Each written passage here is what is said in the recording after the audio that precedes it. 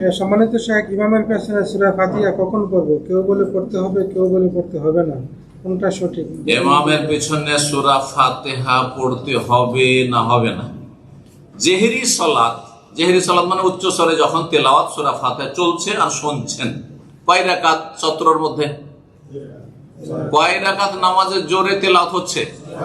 6 রাকাত। মাগরিবে 2, এশাতে 2, ফজরে 2, তাই না? আর বাকি কয় রাকাত থাকলো? না, 17 রাকাত যে ফরজ দিন রাতে 5 ওয়াক্ত, 11 রাকাত তো শুনছেন না, না? তো এখন যারা এতদিন পড়তেন না, কমপক্ষে 11 রাকাতে পড়াতে অভ্যস্ত হন। অধিকাংশ ওলামাদের ফতোয়া এইছে, অধিকাংশ ওলামা আইম্মা ইকরামদের ফতোয়া, ইমাম আহমদ, ইমাম মালিক, তারপরে আপনার কি বলছে ইমাম ইবনে তাইমিয়া, তারপরে শেখ নাসিরউদ্দিন আলবানী, বহু ওলামা, আরব অধিকাংশ ওলামারা বলছেন, মেজরিটি যারা, আর তাদের বেশ দলিল আছে যে শুনলে কাজ হয়ে যাবে।